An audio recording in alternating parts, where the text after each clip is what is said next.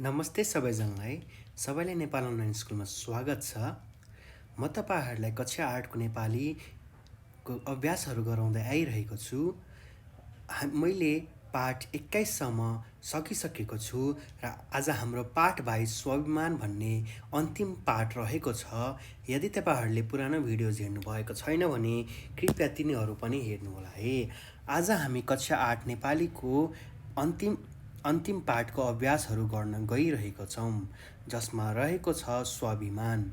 अब स्वाभिमानको हामी अभ्यासहरू गरौँ है। पहिलो अभ्यासमा रहेको छ उत्तर भन। उत्तर भन पनि एक वाक्यमा उत्तर देऊ भनेर भनिएको छ। पहिलो रहेको छ जनरल होस्टिङ स्वभाव कस्तो थियो भनेर भनिएको छ।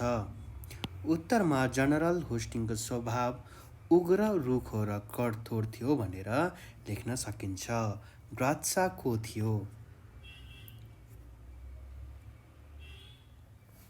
ब्रात्सा सिक्किम, पटना, गोरखपुर र कुमाऊको वस्तुस्थित बुझेका एक जासुस थिए भनेर लेख्न सकिन्छ। नेपालमा के गर्न चाहन्थ्यो? उत्तर नेपाल प्रबल हिमाली राष्ट्र निर्माण गर्न चाहन्थ्यो। नेपालले कसरी आफ्नो व्यापारिक सयोन्नति बढाएका थिए?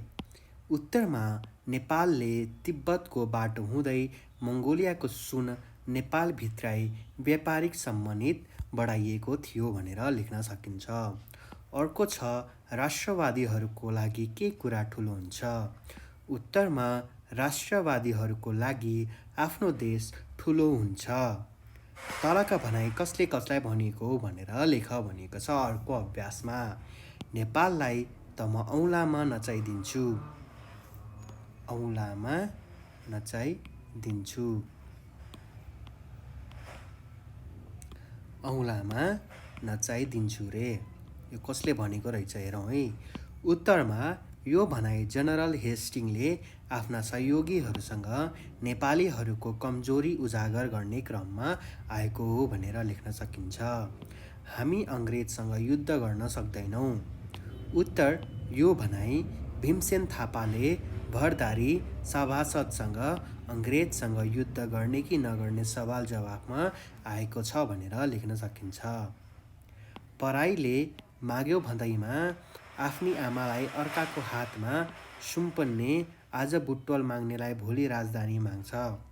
उत्तरमा यो भनाइ भीमसेन थापाले रङ्गनाथबाट अङ्ग्रेजहरूको बढाइ चढाइ गरी युद्ध नगर्ने कुरा सुन्दा त्यसको प्रतिक्रिया स्वरूप आएको हो भनेर लेख्न सकिन्छ। आफ्नो टाउकोमा आफैले बन्चोर हान्नु ठिक होइन। उत्तरमा यो भनाइ रङ्गनाथले भारदारी सभालाई अङ्ग्रेजकोले भोगेको भूभाग दिनु उचित हुन्छ भन्ने सवाल जवाफमा आएको छ भनेर लेख्न सकिन्छ। अर्को आयो संक्षिप्त उत्तर लेख भनेर। जनरल हेस्टिङले नेपालको सुन्दर भूभाग कसरी आफ्नो हुन्छ भन्ने सोचेका थिए। उत्तरमा जनरल हेस्टिङ निकै चतुर र साहसी अङ्ग्रेज गभर्नर थिए। सैनिक सेवामा राम्रो ख्याति कमाइसकेको हेस्टिङ आफू पूर्वको जनरलभन्दा आफू भिन्न र शक्तिशाली ठान्थे। निकै महत्त्वाकाङ्क्षी र जिद्दीवाल हेस्टिङको नेपालप्रति राम्रो धारणा थिएन। उनको नेपाल ब्रिटेन जस्तो शक्तिशाली राष्ट्रसँग जोडी खोज्न नहुने धारणा थियो। उनी मराठा, सिख र नेपालीलाई एकै सासमा निल्न सक्छौ भन्ने ठान्थे। नेपालीलाई लोभको पासो फालिदियो भने ती बत्तीका पुतली झैँ झुम्मिन आइपुग्छन् भन्ने, तिनलाई एक अर्काको गरी सखाप पार्नुपर्छ भन्ने खराब नियतका थिए।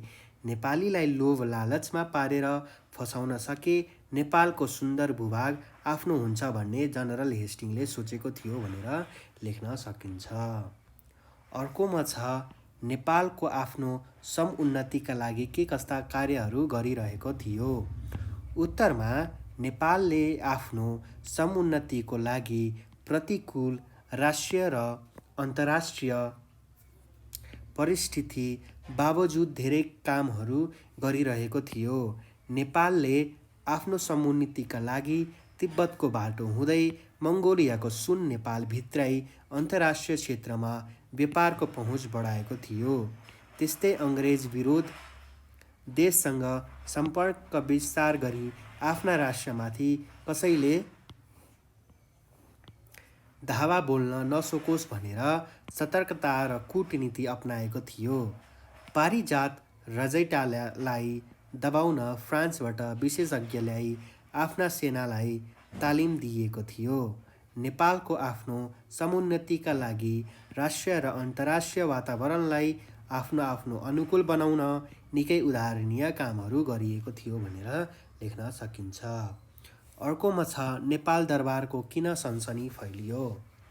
उत्तरमा नेपाल अङ्ग्रेज विरोधी शक्ति बढ्दै गएको थाहा पाएर नेपालसँग युद्धका तयारी गरिरहेको अङ्ग्रेजले आफ्नो युद्ध नीतिका प्रारम्भिक प्रयास स्वरूप रौतहटका 22 गाउँ र शिवराज र बुटवलमा सीमा किचलो निकाली काम गर्यो। उसले ती भूभाग आफ्ना भएको दाबी गर्दै 25 दिनभित्र खाली भूभाग गर्न 11 मार्च 1814मा नेपाललाई पत्र पनि पठायो। उसले उक्त अवधिभित्र भूभाग खाली नगरे युद्ध गर्ने चेतावनी पनि दियो। 81 यस्तो अङ्ग्रेजहरूको धम्कीपूर्ण र निहुँ खोजा कुराको खबरले नेपाल दरबारमा सनसनी फैलियो। भीमसेन थापा किन रातारात आँखा पारेर उठे। उत्तरमा अङ्ग्रेजको 25 दिनभित्र जग्गा खाली गर्ने चेतावनी सहित पत्र पाएपछि नेपाल दरबारसँग थैलाभैला मचियो। नेपालसँग अङ्ग्रेजले दाबी गरेका भूभाग छाड्नु वा उनीहरूसँग युद्ध गर्नु बाहेक अरू पनि विकल्प थिएनन्। यस्तो विषम परिस्थितिका बारेमा छलफल गर्ने उद्देश्यले भीमसेन थापाले भारदारी सभा बोलाए।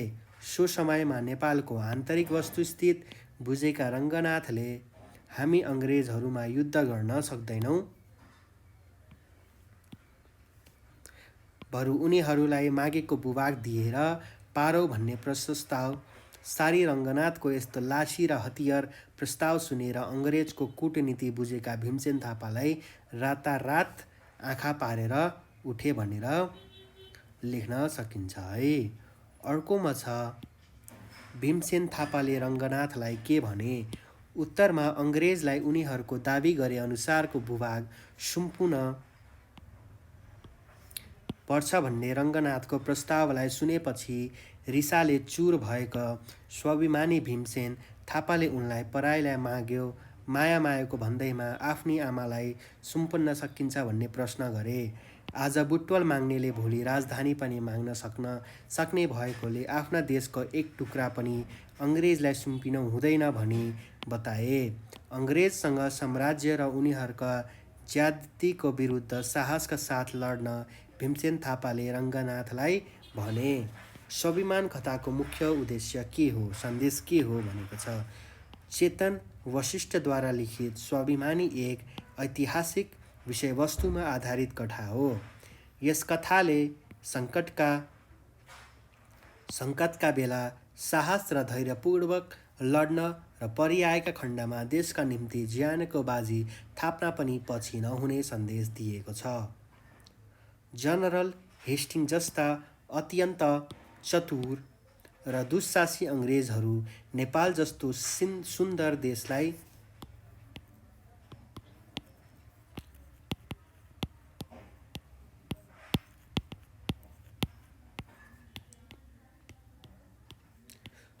देशलाई आफ्नो कब्जामा पार्न चाहन्थे।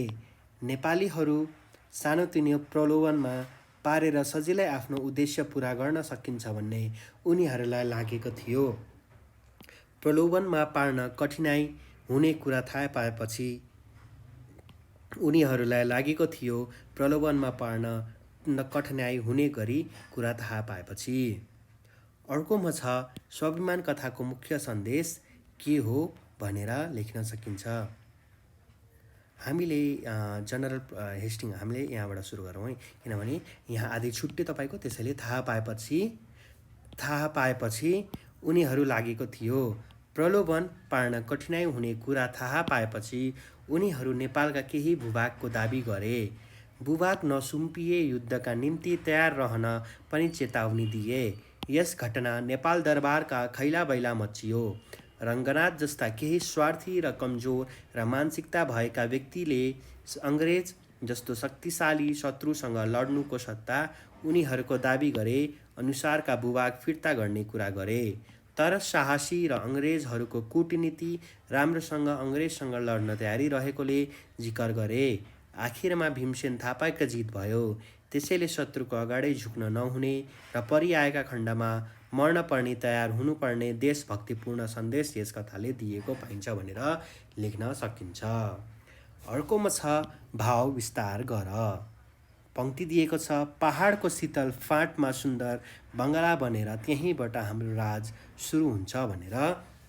अब यस वाक्यलाई भाव विस्तार गर्नु पर्यो भनिएको छ। उत्तरमा लेख्न सकिन्छ, नेपाल सुन्दर पहाडी मुलुक हो। यसको सुन्दरताले सबैलाई लोभ्याउन गर्छ। गर्मीले पाकिरहेको अङ्ग्रेजहरूलाई नेपालको सुन्दर पहाडी भूभागले खुबै लोभ्याएको थियो। उनीहरूका आँखा नेपालको सुन्दर पहाडी भूभागमा परेको थियो।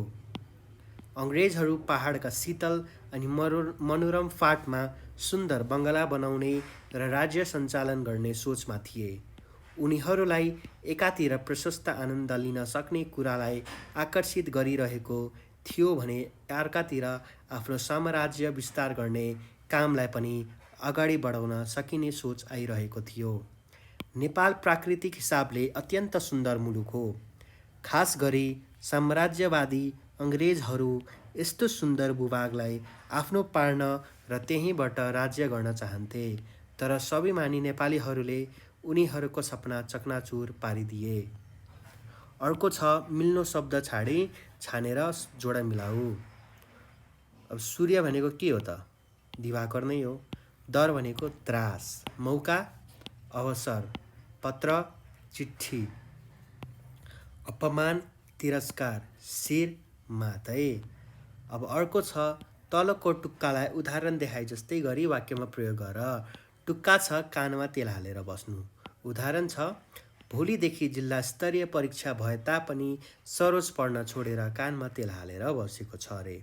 अब यस टुक्कालाई चाहिँ वाक्यमा प्रयोग गर भनिएको छ। रातारात आँखा पर्नु। अङ्ग्रेजलाई नेपालको भूभाग सुम्पिने कुरा सुनेर भीमसेनले आँखा रातारात बनाए। खेलवाड गर्नु।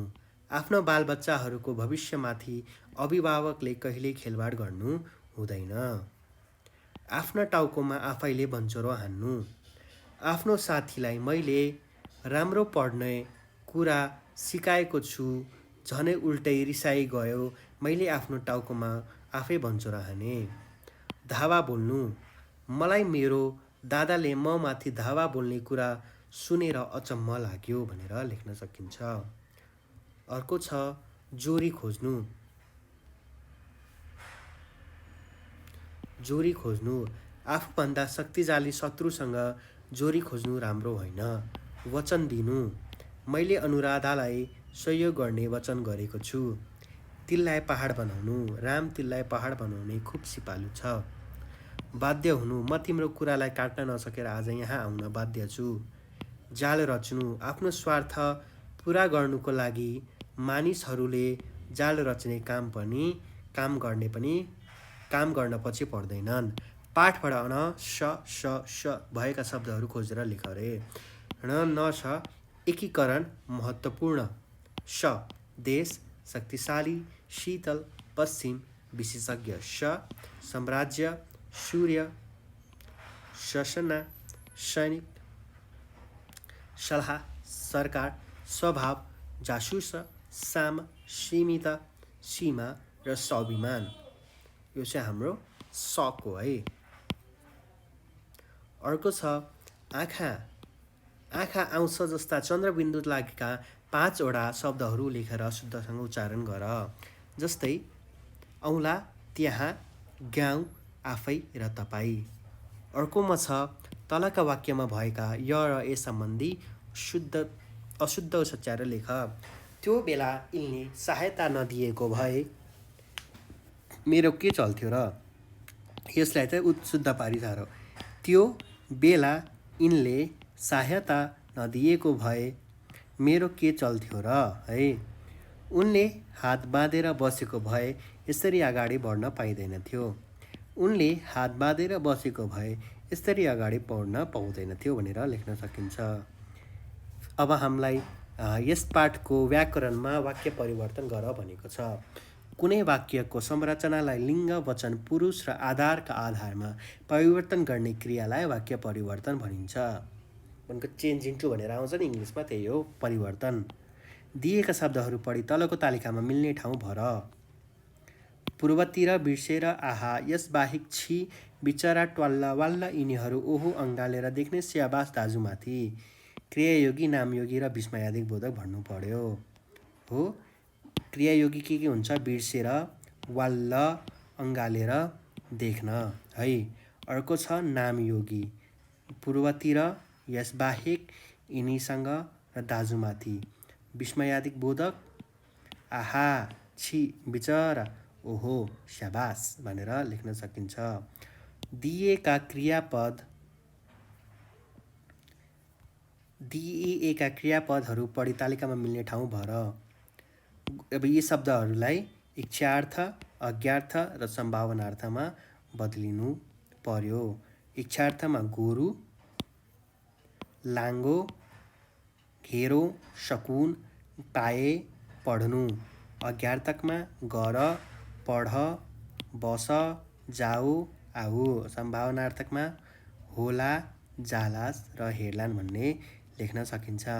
हामीले नेपाली आज आएर पाठ 22 सम्म कम्प्लिट गरिसकेका छौँ। हाम्रो नेपाली सब्जेक्ट कक्षा 8 को कम्प्लिट भएको सूचना प्रदान गर्न चाहन्छु।